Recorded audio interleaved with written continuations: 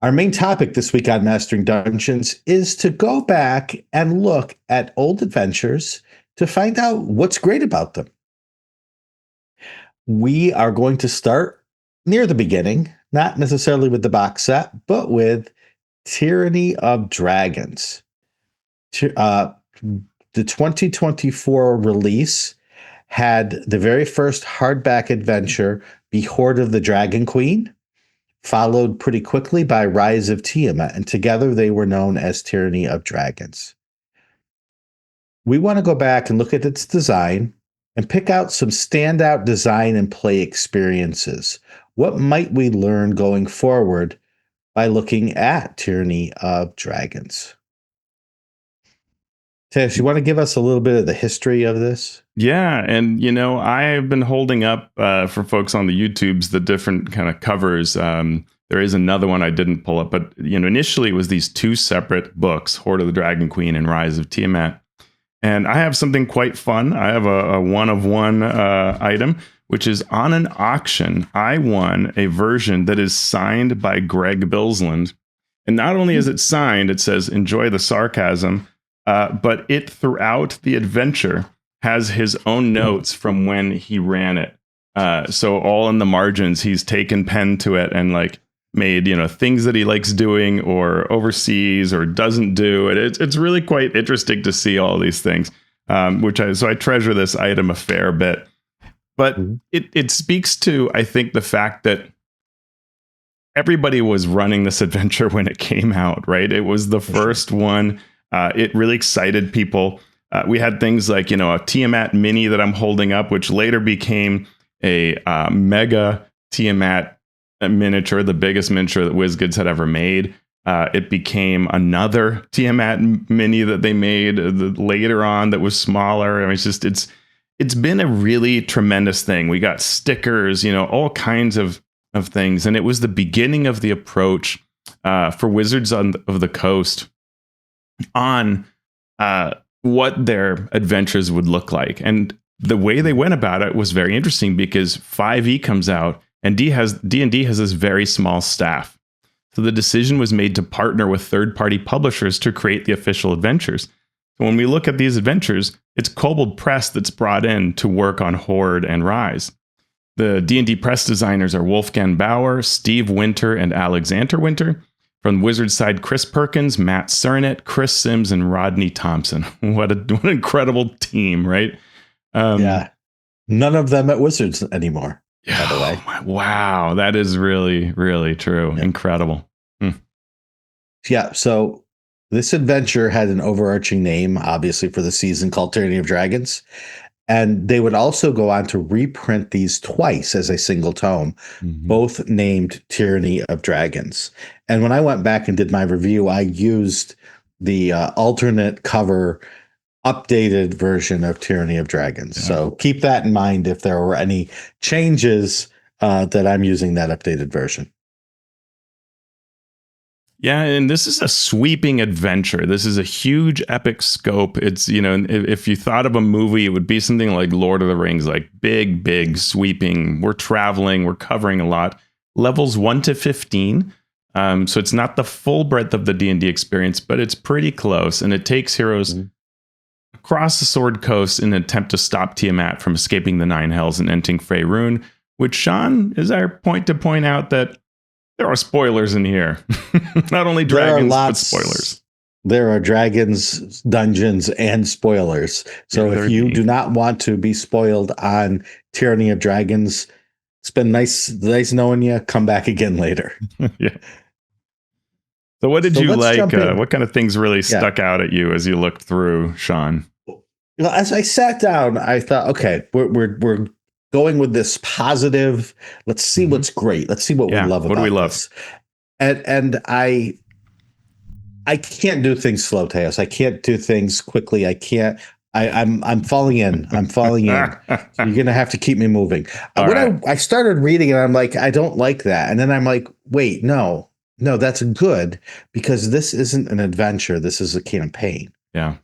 Or I was like, but if that was a campaign, or if this was an adventure, I wouldn't like that. But yeah, so I was answered. So I had to stop myself and say, okay, what two questions am I going in with? And it is, what makes a great campaign? Mm. And what's the difference between a great campaign and a great adventure? And how does that affect design? Ooh, so cool. I'm coming in with a little slant there, but so bear with me. Yeah. And I literally broke it down page by page, part by part. So the introduction, good, a high level capture of the things you love. Exactly. No, it's a great introduction and summary. Yeah. It is written so clearly, and the tone, it captures that tone of being informative, but also being exciting. Yeah. And so many times I get people trying to be flowery or flourishy. Sure. And really just tell me what the campaign is and get me excited about it. Mm-hmm, mm-hmm. And I read that introduction and I was like, by God, I want to run this. I want to run this right now. Yeah. Yep. And it reminded me again how, adventure writing is this weird amalgam of creative writing and technical writing. It needs to be both to explicate and entertain at the same time. So that was my introduction. Excellent job. If you're making a campaign, check that introduction out. Yeah. And the premise and approach are really, really interesting. This is sometimes when I try to explain, I always think of can I explain what this is? I think about this on my own projects. Can I just quickly tell someone about this? And if somebody played through it, could they say very quickly, why it was awesome and what it was? Or is it so convoluted that you find yourself unable to quickly summarize it? And as an elevator pitch, the idea that the Cult of the Dragon has splintered into a new faction embracing live dragons, and the idea of bringing Tiamat into Faerun to take over the world, and that they allied with a faction in Thay to do it, that's really cool elements right there. Just any particular way you might break this down into a quick, 2-3 sentences is excellent. So it's a really neat premise. And I love the approach that if you think back, which is hard to do, but think back to 2014 and you're going to focus on the Sword Coast, what should your first product do? Take you through that Sword Coast. And you and I have seen many attempts of giving a tour, right? Weekend in Keeland or whatever it is. Any number of ways that you're trying to provide a picture to people of, hey, here's what this is made up of. And they do a fairly good job of taking us to several parts of the Sword Coast and just giving us a little taste of a location. It's sort of a name drop. It's a light amount of experience without delving into the source book that would have eaten up every page of everything. But it just sets that ground level for a DM so that future products could then go and really develop Waterdeep, really provide Neverwinter information, any of that. Mm-hmm. And I think it helps sell us, especially with the different dungeons, how interesting the realms can be, and why the realms is a place with depth to it, and the factions are a big part of that too. Yeah. I noticed in the overview that it said if you only have the basic rules and don't have all 3 books, here's a link to an appendix that gives you all the monsters you need, all the magic items you need, all sorts of things. And my thought was you could do that for 2024. You could update all of these adventures for 2024 in exactly the same way. Would be a way to do it, not necessarily the best way, but a way to do it. Mm-hmm. The adventure background. Those adventure backgrounds are so important when you create an adventure or a campaign because they give the players and the DM the foundation from which to move forward. If they try to do too much, players lose or the DM loses the focus. But if there's too little, they might get uninterested or be unable to follow the thread. And the adventure background for Tyranny of Dragons is great. It mentions the cult of the dragon without pages-long history. Mm-hmm. It mentions why the cult's important and what it means to this particular adventure. The lore that it gives, it makes actionable. This is why it's happening, not here is a 3-page background of the history of the cult of the dragon. Yeah, it's relevant and immediate. It's great. Yeah, actionable lore. Yep. And there's an additional encounter section, which I liked because it gives the DM both permission and the ability to grab these and put them anywhere they need to. So it's not just roll on this table. Oh, there's 12 orcs. Yeah. Who cares? This is not long, right? It's a couple paragraphs, but it's this is why they're here. This is why this encounter is interesting, and this is why you can use it. Yeah, and it's page 9 where we get these additional encounters, and it reminds me when I was reading this a second time, or just this last couple of weeks ago, it reminded me of why this is here, which is that the vision for 5th edition back in 2014, when they're making the 2014 edition, is one of, we're not sure how much people are going to buy this book and run it as written versus break it down for parts or want to totally change it up. There was a very different vision for what 5e was at that time. And so a lot of this book has these toolkit approaches, which is actually really great. Like seeing it, I thought, wow, we should be doing that more today, like we did that back then, because what it does is it really empowers you. Here you are with the first campaign for a new edition, and you're being told, hey, whenever you want to, take these kinds of monsters and chuck them in and have fun if you feel like it. And that is a fantastic message to give to your DMs, right? And this is something that I wouldn't do with a 30-page adventure. Sure. That I would definitely do with a campaign, right? That's the difference. A campaign, the DMs need tools. For a short adventure that's going to run in 4 to 8 hours, the DM needs instruction. Yeah. Right. And so I love that dichotomy. There's a campaign villain section, which again does a great job of showing not just who the villain is and not just how they're connected to this adventure, but what might be going on in the background that they need to contend with themselves that might be made actionable by the players. So, as the Cult of the Dragon is the main villain group, there's also a splinter section of the Cult of the Dragon that hate what the new Cult of the Dragon is doing and might be able to be used against them. The Thayans are involved, but it's a split party again.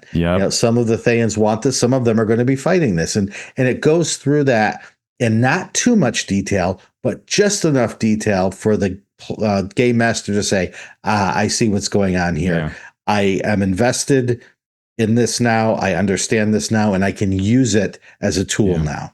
The enemy of my enemy will be a theme that comes up quite often. Anything else about campaign villains there?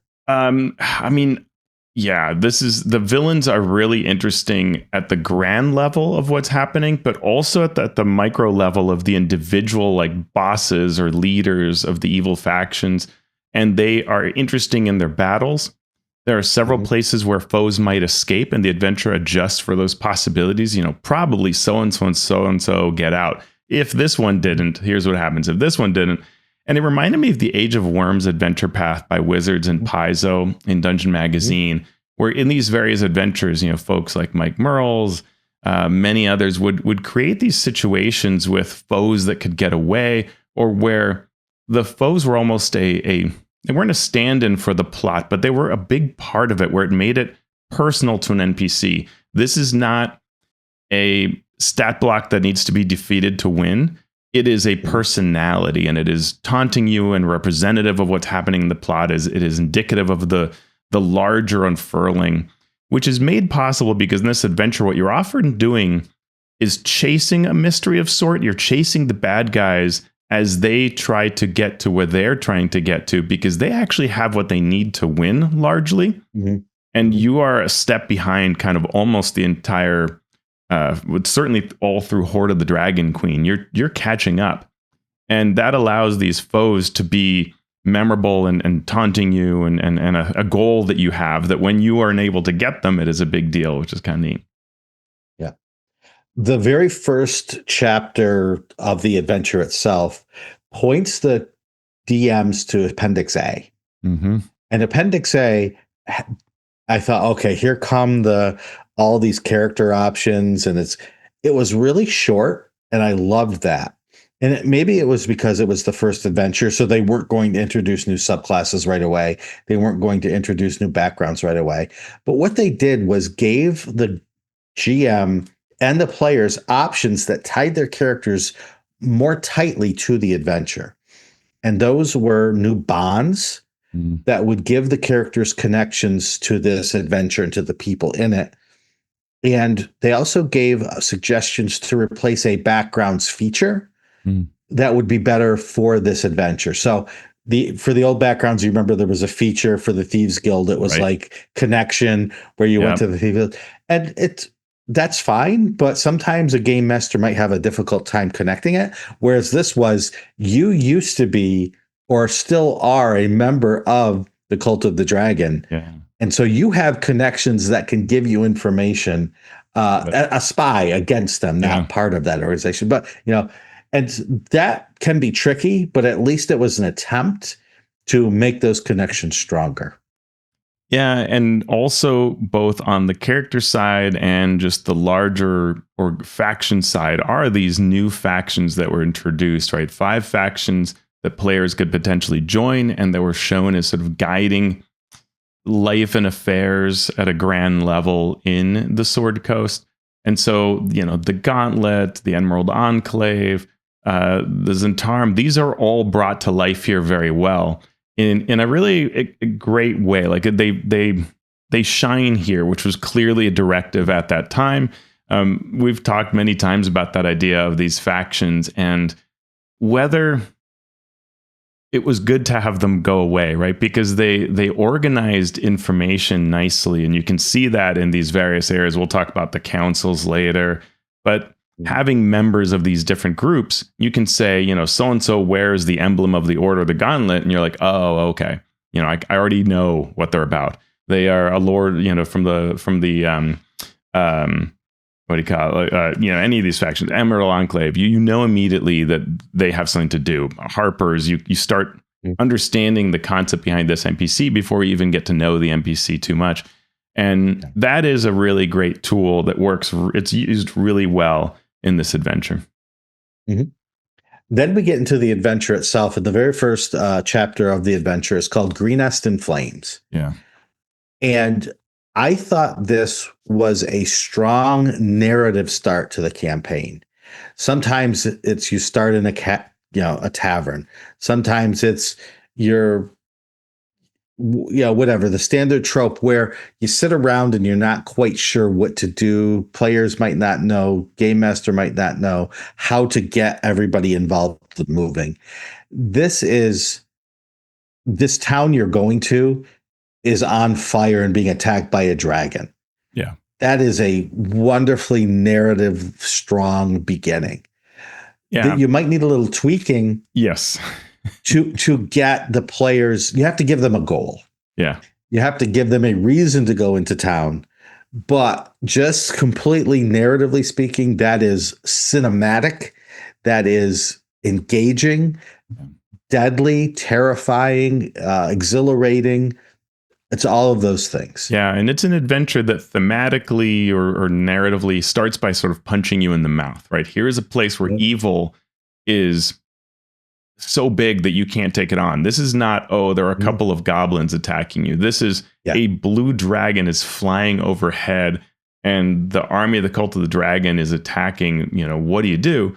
And it gives you missions that feel like they're right out of a organized play battle interactive, right? Like, do you want to go deal with the Sally Port or this, other area? There are people in this area of the town. How do you take them on in a way that's very exciting? Once you figure out that, make that hook proper of get into the town, start figuring out how to help versus, a player might not know and might go, should I just go attack that dragon? And there's a little bit of that.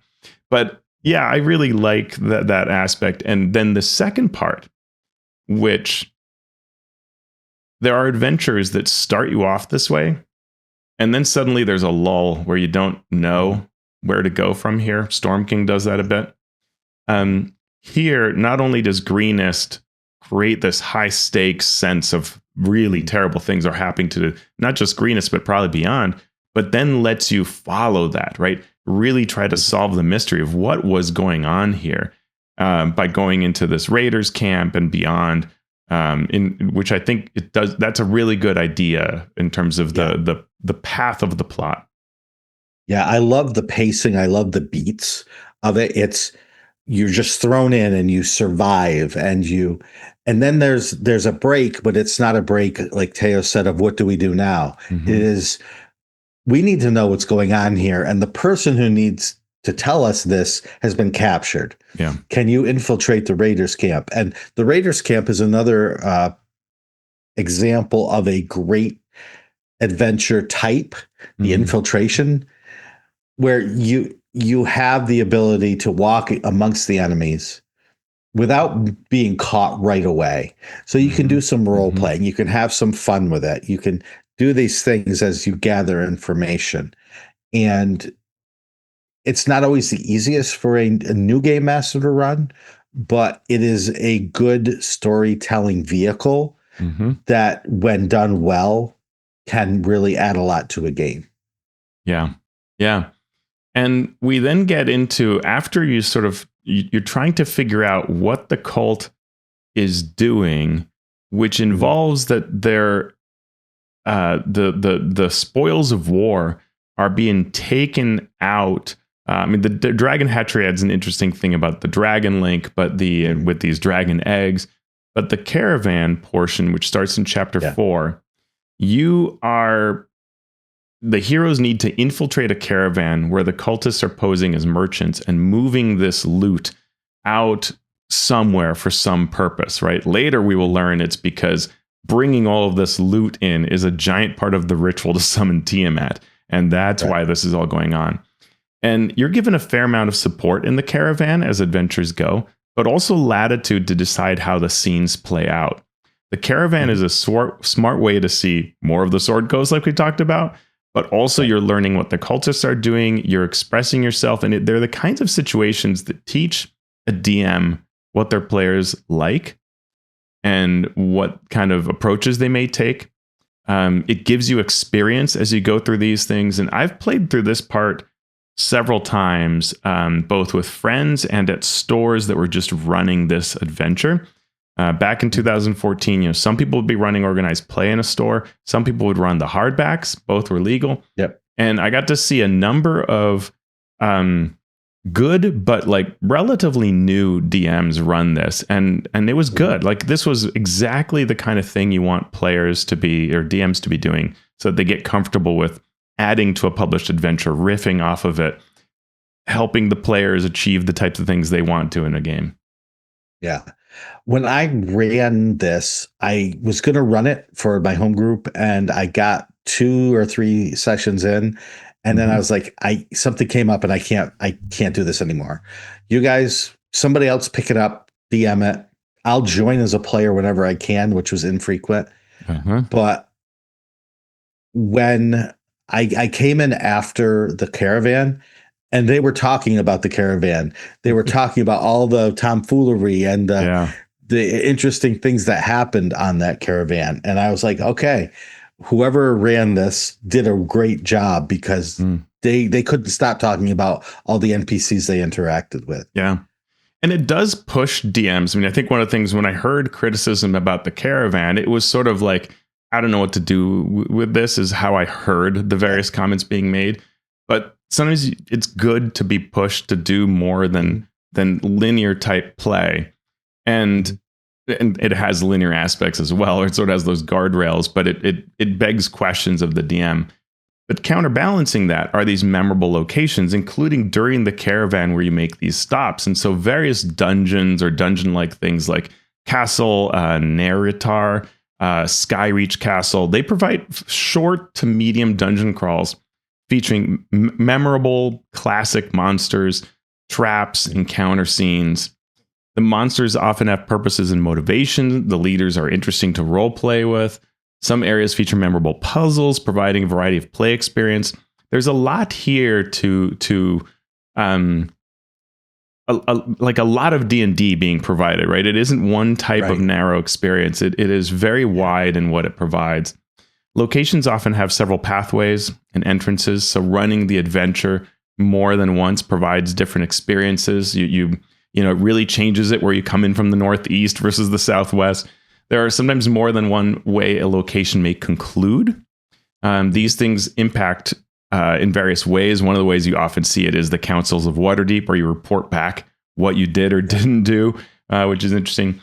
And those councils, speaking of that, are really interesting. Where in the second half of the book, the PCs, you know, like it's one of those questions of how do you show in the adventure that the PCs are now formidable, right? They've risen in level, they've achieved a lot. They're somehow solving the world's problems. Well, shouldn't somebody recognize that? And this adventure is like, yeah. So you are now invited to, you know, be at a meeting where, you know, the lords of these various cities and the heads of these different factions, you're rubbing shoulders to shoulder with them.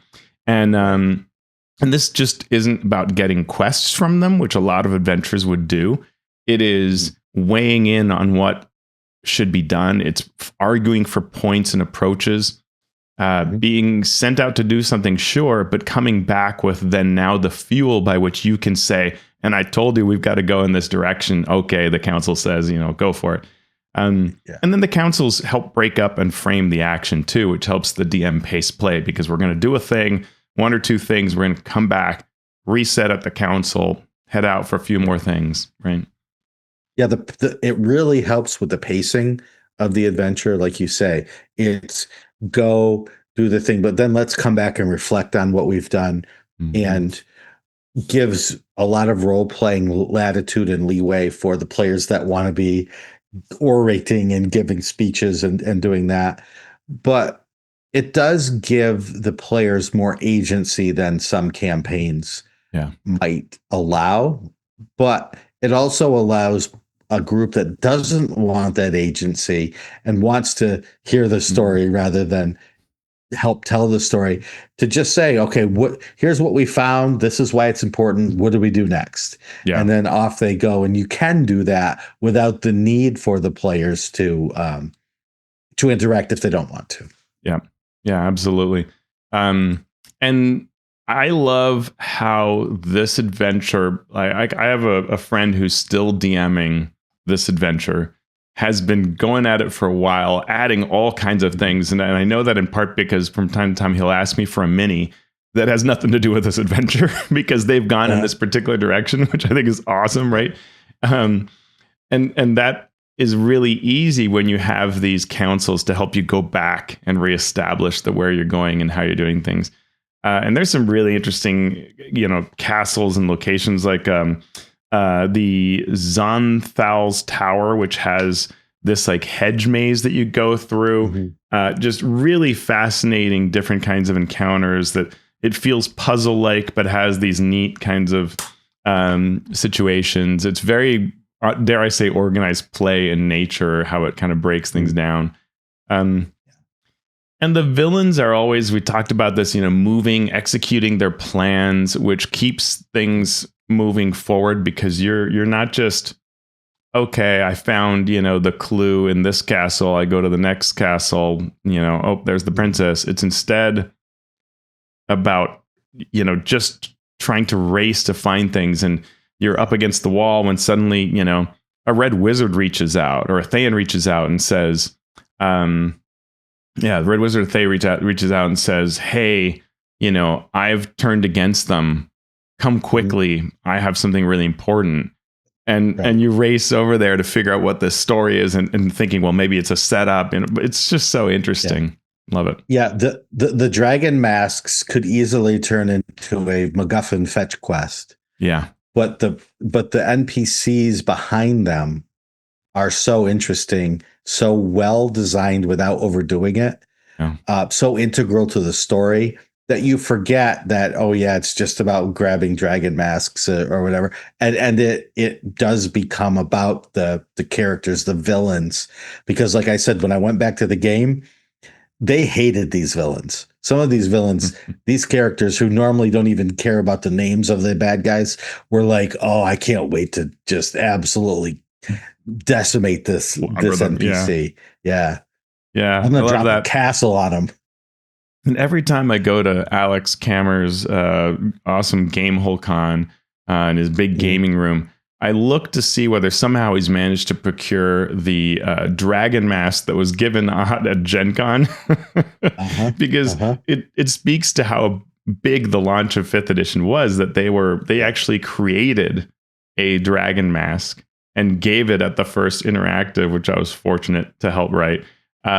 And that was a reward to one player, was to actually get this huge dragon mask that you could hang on a wall. Yeah. So awesome.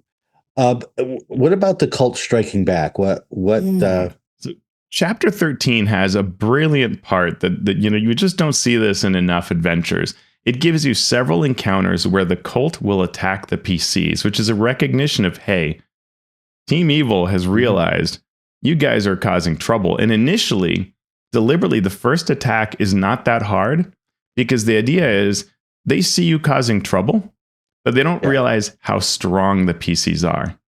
And every attack after that is a stronger assassination attempt, recognizing just how dangerous the PCs are, while also showing how ruthless the cult is. That they're not afraid of, say, hurting civilians and things like that, to show how evil and terrible they are. And you get actual like XP values for monsters. So it's not just run this encounter, but it's like these kinds of forces would be sent at the PCs. Here are their XP values. Use the DMG's rules for encounter creation. And it's another great example of teaching DMs through play. And it's and it's clearly not that they're trying to get out of the work, right? Steve Winter could have made an adventure, in 5 minutes. He wants you, and whoever else worked on this book, want you to go through this and learn how to make encounters. It's brilliant. What did you think of the conclusion to this big, long, 15-level extravaganza?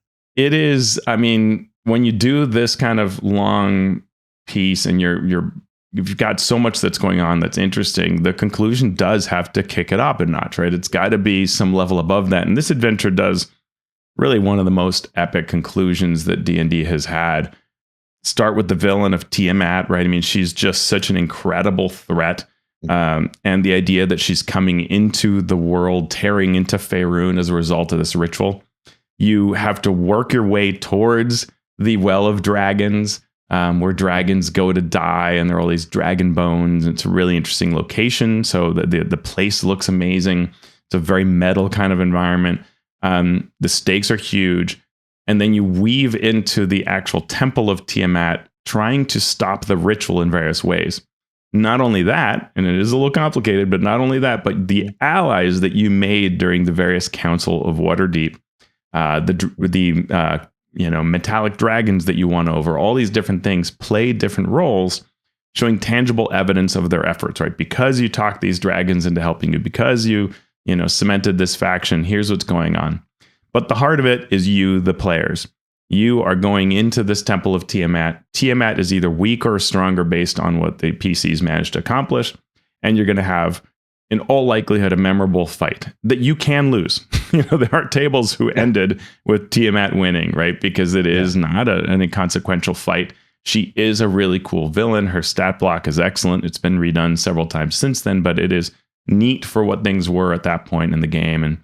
And I thought it was a fantastic, very epic, reminiscent somewhat of Red Hand of Doom, which also deals with dragons, but really, really fun, and I think a level higher in sort of its epicness.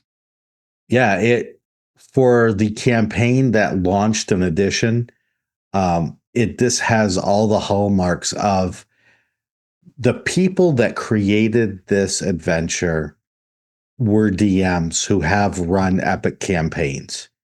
You can see them having the experience to put in these pieces that they know players will love. They know that players love to see the consequences of their actions in tangible ways. And that just, it oozes out of this book like you would not believe. Yeah. We talked about this question of, hey, if we go and do a show on Tyranny of Dragons, what were some of your favorite moments? We asked on our Discord. And first of all, I'm so, you and I, we are so thankful for the amazing people who are on our Discord. But we got comments from Graham Ward, Jeff Mueller, MT Black, Keith Amon, Lou Anders, Richard Green, Dave Rosser. And you can read those if you are a member and can join our show notes. But I love DM Ian M, who says, Snapchaw became a central and beloved NPC in our campaign. Such a world-spanning adventure that allowed me as a DM to add lots in and took us on all kinds of side adventures where I would add in old material, Hello Mirror of Dead Men, third-party content, Kingdoms and Warfare, and grow the PCs. The party was a band of anti-heroes called affectionately the Band of Bastards. Not the heroes you want, but the heroes you need. We had players move to New Zealand, Toronto, and Vancouver and continue playing through the pandemic and beyond. And, you can't have a much better summary of how great this adventure is than when people are saying that. For sure. Anything else that you want to add about this adventure overall? It was epic. I think it was epic. I think we've got it covered, and also epic are our listeners. So thank you all out there for listening, for contributing, for backing us via our Patreon. If you would like to support us in that way, you can go to patreon.com/masteringdnd and become a Master of Dungeon supporter, a Master of Realm supporter who get named in our show notes, or a Master of the Multiverse supporter who gets me saying their names. Agile Monk of Fantasy Companion Workshops, Keith Ammon of The Monsters Know What They're Doing, Lou Anders of Lazy Wolf Studios, Craig Bailey, Rudy Chainsaw Basso, Dave Bastiensen, Derek the Bearded GM, Steve Bissonette, Merrick Blackman, Boss John from Duality Press, Calvin Bridges of Alos, Robo Ballin, Kevin Criswell, Dead Inertia DM, Evil John, Evanette Nimbleco, Will Doyle, Andy Edmonds at NerdRonomicon.com, James Fisher, Scott Fitzgerald Gray at Insane Angel Studios, Ben Heisler and Paige Lightman, Sean Hurst, Hyperlexic, the John T. Mantis TTRPG Podcast, Mark and Mary's Gaming Compound, The Mighty Jerd, JR of The Twilight Perspective, JT Evans, Brian King, Jim Klingler, Gail Curmandy, Chad Lynch, Paul Mata, The Mathemagician, Jaron from Mathis Arcanum, Eric Mengi, Anna B. Meyer of Fantasy Cartography, Trey McLemore, John Mickey, Sean Molly, Falcon Neal, Tom Nelson from the Deck of Player Safety, DT Norris of DT and Dragons, Phil Wirt from the Philadelphia Area Gaming Expo, Philip and Lindsay, Frog Prince at Tentacle Squelching Wetly, Post Fiction RPG Audio, Ricardo Who Might Adventure, Robert Pasley, Vladimir Prenner from Croatia, Ozymandias Rex, Runner Rick, Chance Russo at Drago Russo, Andy Shockney, Krishna Simos, Tim Smith, Spark from Dunor Games, Jeff Stevens at jeffstevensgames.com, Josh Edley Wanika of the Tabletop Journeys podcast, Talos the Stormlord, Jeremy Talaman from the D&D and TV podcast, Trace, Ryan Schrook, Joe Tyler, Marcelo de Velasquez, the Valiant DM, Christina Vasilena Photography from Bergen, Norway, James Walton, Graham Ward, Jason Ward from Accidental Cyclops Games, Javier Waziak, Waterford Wizard, Chris Webster, Zach Types, and Zewalt Winfrey. So many of those fine folks were at Winter Fantasy, said hello. I played games with some of them, ran games with some of them. Amazing group of folks. If you want to join them, again, you can go to patreon.com/masteringdnd and join. You can also help us out by giving us reviews wherever you listen or watch the show, including on YouTube, where you could, yes, you could subscribe. So, Teos, what have you been up to other than trying to get home from Winter Fantasy? It was planes, trains, and automobiles, but I made it home. Yep. Yeah, I have done a whole lot of nothing, but I'm working on some things for next week, and especially as I reflect on this recent award, I'll probably have a blog post this week. Awesome. Go to alphastream.org and check out his previous work, and then you can see the new stuff when it comes out. You could find me on the socials at Sean Merwin, or follow the podcast on the socials at Mastering D&D. So, Teos, we winter fantasied. We review Tyranny of Dragons. What are you going to do now? I mean, having won an lifetime achievement award, I think I'm done. Just going to sit back, just relax. Me too. I think that's great. All right. Sean and Teos out. Bye.